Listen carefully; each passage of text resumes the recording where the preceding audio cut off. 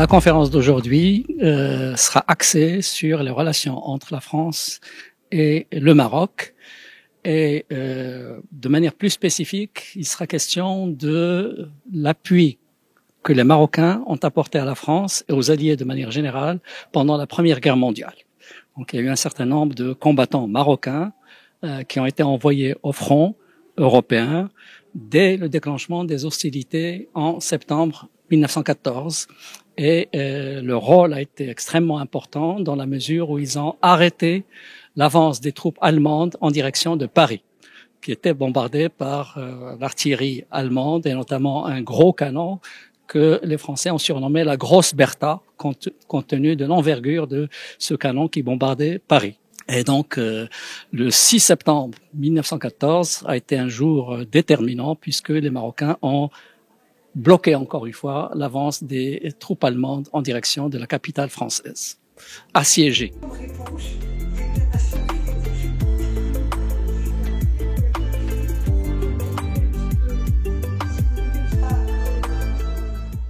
D'abord, un petit mot de remerciement à l'opinion des jeunes, auxquels je contribue toujours avec plaisir. Et je vois qu'ils montent en puissance, en termes à la fois de qualité, de contenu, et même de nouvelles technologies. Et donc, je représente l'association Diplomatie Sud-Nord, qui est basée à Paris. Et cette association est composée d'un certain nombre de membres experts dans le domaine diplomatique, l'intelligence économique, l'intelligence territoriale. Et notre présence, c'est d'abord une présence amicale, puisque ce sont tous des collègues qu'on connaît bien. Et d'autre part, la question historique avec les archives et la relation sud-nord ou nord-sud, qui est l'objet de cette discussion et l'objet de la problématique, l'enjeu des archives, est d'une grande importance, surtout que nous traversons des périodes relationnelles, notamment avec la France, très intéressantes.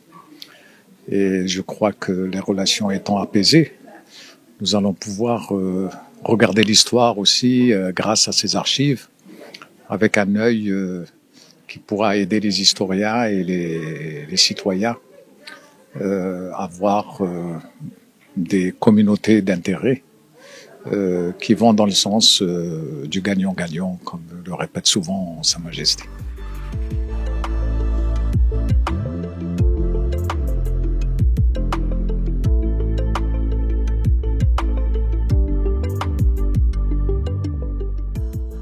Donc, merci pour cette opportunité. Donc aujourd'hui, je vais parler de la question des archives. En quoi les archives sont intéressants pour la question de l'intégrité territoriale du Maroc. Et est-ce qu'on peut considérer les archives comme une actualité brûlante et comment s'en servir? Donc pour moi, aujourd'hui, je vais essayer de démontrer donc le processus, de parler du processus de la libération, de la déclassification des archives, que ce soit celle d'Aix-en-Provence, qui concerne les colonies, notamment en Algérie, et aussi qui concerne les amputations territoriales opérées à partir de la région de frontière de l'Est et aussi à partir du Sud, ça veut dire du Sénégal et de la future Mauritanie. Les archives dont je vais parler, c'est des archives inédites, comme je viens de le dire, qui ont été déclassées à partir des années 90, mais surtout à partir des années 2000.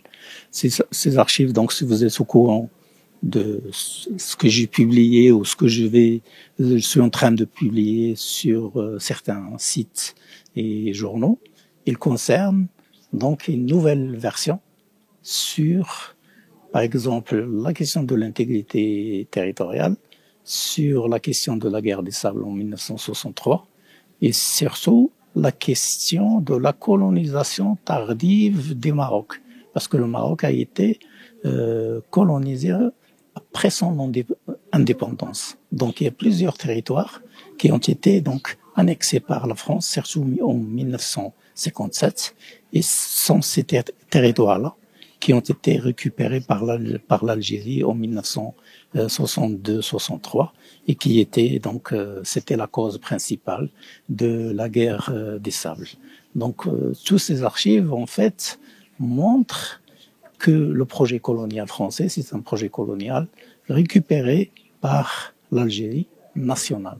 Donc la question ou les positions algériennes par rapport à l'intégrité territoriale, il ne s'agit pas d'un processus de décolonisation, mais il s'agit d'une récupération en bonne et due forme du projet colonial français.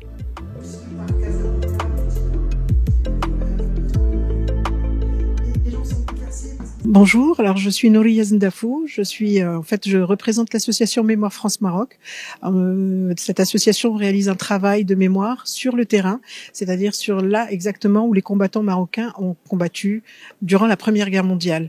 Et je participe donc aujourd'hui à cette conférence pour apporter mon témoignage, expliquer les activités qu'on fait auprès des jeunes générations pour que la transmission de cette histoire leur soit communiquée, notamment concernant les relations franco-marocaines et les relations ancestrales, et pour aussi les aider à mieux assumer leur double culture française et marocaine.